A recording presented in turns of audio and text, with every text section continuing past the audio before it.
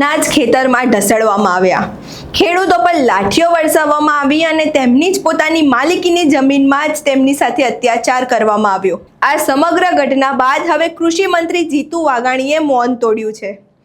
આખરે સમગ્ર ઘટના શું છે અને કૃષિ મંત્રી જીતુ વાઘાણીએ આ મુદ્દે શું કહ્યું છે તેના વિશે વિગતે ચર્ચા કરીશું। નમસ્કાર, આપ જોઈ રહ્યા છો ચક્રવાત ન્યૂઝ। હું આપની સાથે વંશિકા।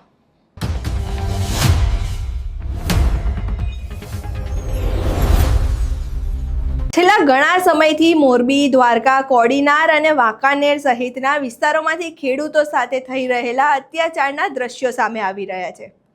ખેડૂતો વીજ પોલની સમસ્યાને લઈને વિરોધ કરી રહ્યા છે, તો બીજી તરફ ખેડૂતોની પોતાની જ માલિકીની જમીનમાંથી તેમની મંજૂરી વગર ખાનગી વીજ કંપનીઓ દ્વારા જબરદસ્તી વીજ પોલ ઊભા કરવામાં આવી રહ્યા છે। અને જ્યારે ખેડૂતો તેનો વિરોધ કરે છે ત્યારે પોલીસને હાથો બનાવીને તેમના પર લાઠીચાર્જ કરવામાં આવે છે અને આવી કડકતી ગરમીમાં પણ ખેડૂતોને તેમના જ ખેતરમાંથી ઢસડવામાં આવે છે। તેમના ગળા દબાવવામાં આવે અને તેમના પર લાઠીઓ વરસાવવામાં પણ આવી રહી છે।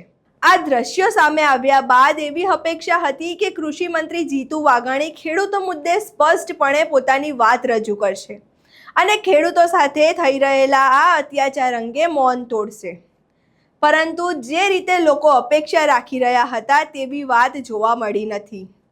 જીતુ વાઘાણીએ ખેડૂતો અંગે વાત તો કરી છે, પરંતુ સરકારી દ્રષ્ટિકોણથી વાત કરી હોય તેવું જોવા મળી રહ્યું છે। અહીં સાંભળીએ જીતુ વાઘાણી શું કહી રહ્યા છે।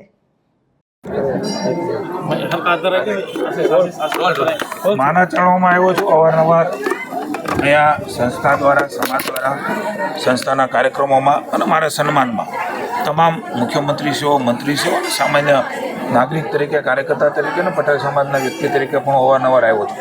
આજે પણ આવવાનું થયું છે ત્યારે માના આશીર્વાદથી માની વડાપ્રધાન મોદી સાહેબે હંમેશા લોકોની સેવા કરવા માટે કંઈ પણ કરવું પડે એમના માટે હંમેશા સંકલ્પબદ્ધ હોય છે અને માર્ગદર્શન આપતા હોય છે। માની ભૂપેન્દ્રભાઈ પટેલના નેતૃત્વની અંદર એમના માર્ગદર્શન નીચે મારા વિભાગે ખૂબ મહત્ત્વનો નિર્ણય, જ્યારે હું કૃષિ પ્રધાન મને જવાબદારી આપવામાં આવી શિષ્ય નેતૃત્વ દ્વારા, ત્યારે પણ મેં સૌથી પહેલાં ભાવનગરમાં વાત કરી હતી। મને આનંદ છે કે કેટલાક કાયદા, નીતિ, નિયમ એમની વચ્ચે રાજ્ય સરકારે કાયદો એક રસ્તો કાઢ્યો છે, કારણ કે ભારત સરકારના કેટલાક નિયમો છે, કેટલાક રાજ્ય સરકારના છે, પણ કિસાનોને ખાસ કરીને છેતરવાનું કામ જે લોકો કરી રહ્યા છે, માના ખોળામાં આવીને મને આનંદ થાય છે આ વાત કરતાં કે રાજ્યના કિસાનો માટે મારા વિભાગે એક અતિ મહત્ત્વનો નિર્ણય કર્યો છે। બીજું કારણ કે ખાતરના વેચાણમાં જે કાંઈ લોકો ગેરરીતિ કરતા હશે એ તત્વો હવે સીધા જેલ ભેગા થવાના છે।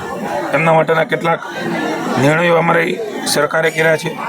છેલ્લા 3 મહિનામાં લગભગ 54 લાયસન્સ કેન્સલ કર્યા છે, 2 પોલીસ ફરિયાદ કરી છે।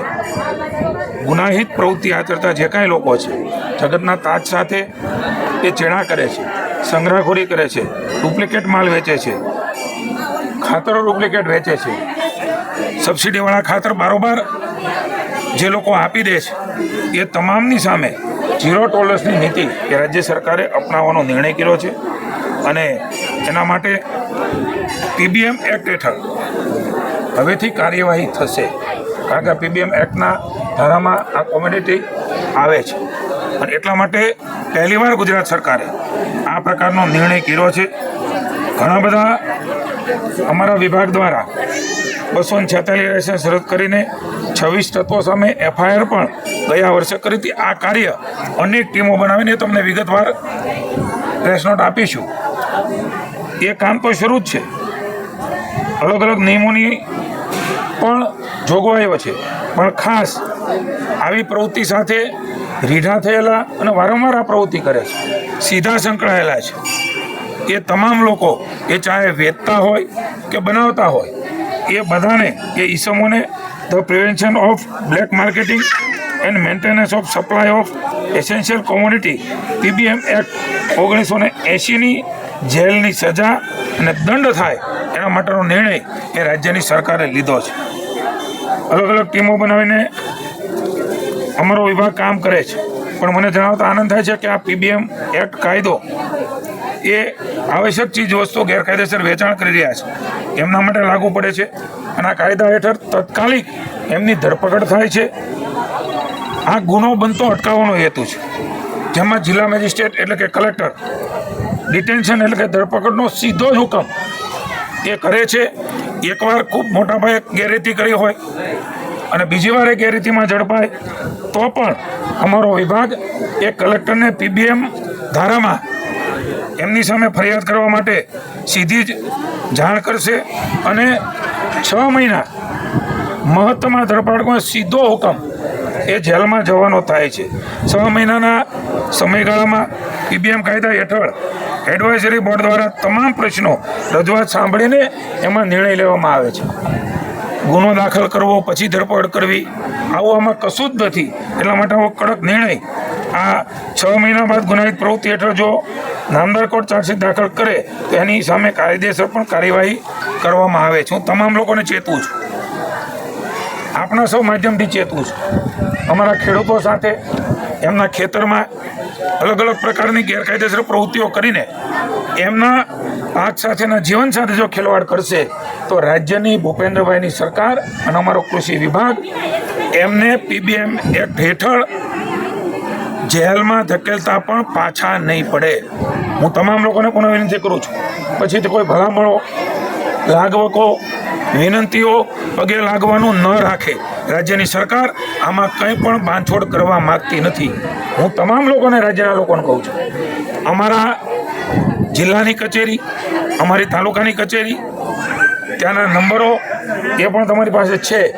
રૂબરૂ જઈને લેખિતમાં, મૌખિકમાં અથવા તો ટેલિફોનિક એ સાચી જાણ કરવામાં આવશે. કોઈ ખોટા માહિતીઓ આપીને કોઈ ખોટાને પરેશાન કરી અને તંત્રને ન દોડાવે એની ઉપર પણ પગલાં લેવા માટેની જોગવાઈઓ પોલીસમાં છે. સાચા લોકો ન છટકી જાય અને એવી કોઈ પ્રવૃત્તિ કરતા હોય તો અમારા વિભાગને જાણ કરે.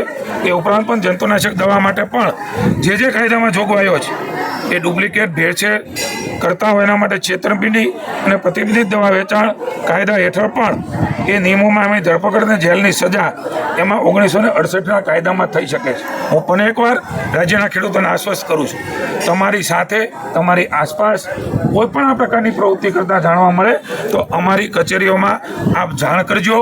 આપનું નામ એ જાહેર કરવામાં નહીં આવે પણ સાચી હકીકત એ આપ દેશો. કોઈ પણ જાતની ખોટી હકીકતો નહીં આપવા પણ વિનંતી કરું છું અને તમામ લોકોને પુનઃ એકવાર ચેતવું છું.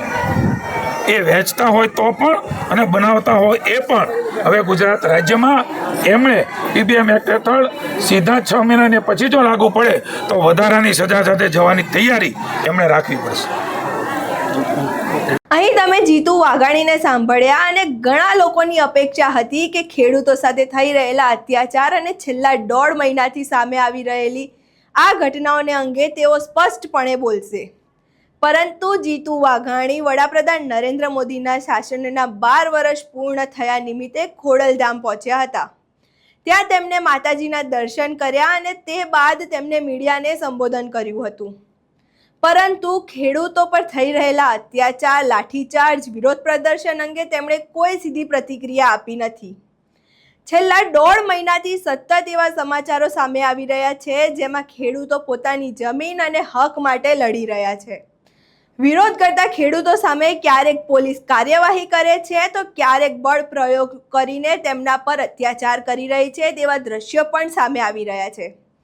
આ તમામ મુદ્દાઓ પર કૃષિ મંત્રી તરફથી હજુ સુધી સ્પષ્ટ નિવેદન સામે આવ્યું નથી. બીજી તરફ ધ્રાંગધ્રાના પ્રકાશ વરમોરા અને મોરબીના કાંતિ અમૃતિયા જેવા નેતાઓ ખેડૂતો સુધી પહોંચીને સ્થિતિ સંભાળવાનો પ્રયાસ કરતા હોય તેવું પણ જોવા મળ્યું હતું. કારણ કે ખેડૂતો એક એવી મોટી વોટ બેંક છે અને હાલ ખેડૂતોમાં ભારે રોષ જોવા મળી રહ્યો છે, જેના કારણે કેટલાક નેતાઓ પોતાનું ડેમેજ કંટ્રોલ કરવાનું પણ શરૂ કરી દીધું છે. હવે જો વીજ પુલના મુદ્દાની વાત કરીએ તો આ સમસ્યા હજુ ભાવનગર સુધી પહોંચી નથી, એટલે જીતુ વાઘાણીને એવું છે કે હજી પણ તેમની સીટ સિક્યોર છે. પરંતુ જ્યારે આ મુદ્દો ભાવનગર સુધી પહોંચશે ત્યારે તેની સીધી અસર રાજકીય પર પડશે અને સવાલો ઊભા થશે કે કૃષિ મંત્રી તરીકે જીતુ વાઘાણી ખેડૂતો પર થઈ રહેલા અત્યાચાર અંગે ક્યારે ખુલ્લેઆમ પોતાની વાત કરશે. અને ખેડૂતોની સમસ્યાઓ અંગે ક્યારે સ્પષ્ટ વલણ રજૂ કરશે? હાલ તો સમગ્ર રાજ્યની નજર આ મુદ્દે ટકેલી છે કે જીતુ વાઘાણી ક્યારે પોતાની પ્રતિક્રિયા આપે છે આ ખેડૂતો પર થઈ રહેલા અત્યાચાર ઉપર.